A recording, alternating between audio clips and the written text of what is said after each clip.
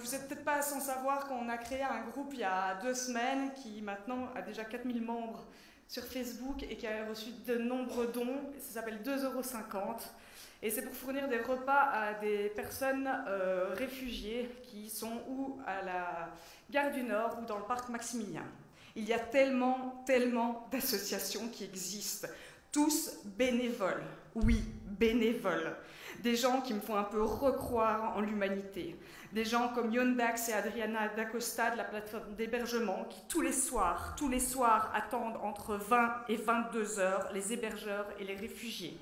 Il y a près de 200 Bruxellois qui accueillent chez eux des gens pour empêcher qu'ils ne dorment à la rue et ne se fassent réveiller à coups de crosse à 5 heures du mat', qu'ils se fassent voler leur pauvre sac à dos avec 2 t-shirts dedans et déchirer leur sac de couchage, casser leur lit, putain, on leur prend leur lit, ils n'ont déjà plus rien.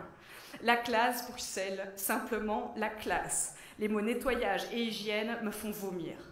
Il y a aussi tous les bénévoles de la plateforme citoyenne de soutien aux réfugiés, aide juridique, cours de français et néerlandais, d'ESG, qui préparent de la bouffe pour les plus démunis, des cuistots solidaires, de VSP, Douche Flux, Belgium Kitchen, Bruxelles Dream, Mabru, un projet du CPAS qui n'a pas été détourné par un certain Yvan Meyer.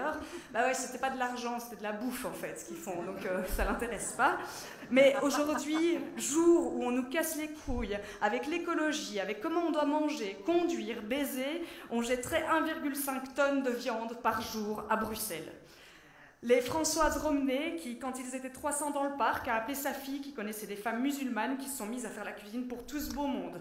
Il y a aussi Nabil qui coordonne, Capucine qui a créé son ASBL, Happy et compagnie, et Mariam, que certains réfugiés appellent Omi, ça veut dire ma maman.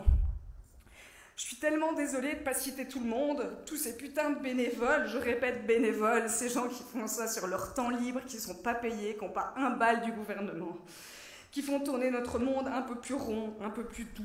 Tout ce monde que je découvre avec une joie non dissimulée. On est tellement à vouloir faire bouger les choses, tellement on peut tout renverser.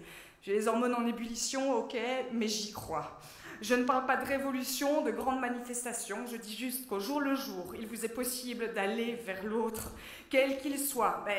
L'SDF dans votre rue, s'il y a un étranger, c'est trop difficile, mais je crois que foncièrement, aujourd'hui, dans ce cas-ci, il ne faut plus rien attendre de la politique, il faut faire des actes. Quand le gouvernement fait défaut, c'est aux citoyens de combler le vide. La démocratie, c'est nous tous, pas qu'eux.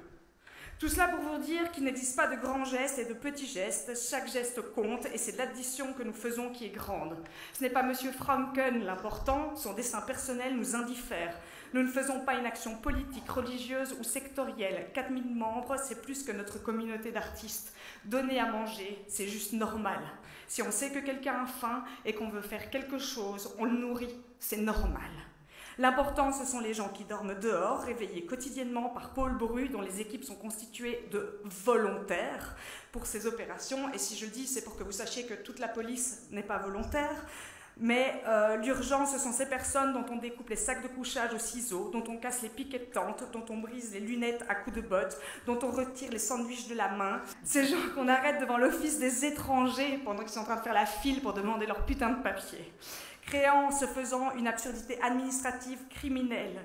Il y a quelque chose de sale à l'œuvre. Nous sommes des râleurs, les Belges, râler c'est bien, mais ici ne nous trompons pas d'objectif. Il y a dans la capitale du pays, à quelques rues de chez nous, des gens dehors qu'on empêche d'accéder aux soins, au logement et à la nourriture. C'est aujourd'hui et c'est maintenant. Nous saluons l'initiative de Laurent, Wanson qui est hier, mais nous nous étonnons que les théâtres ne s'engagent pas plus.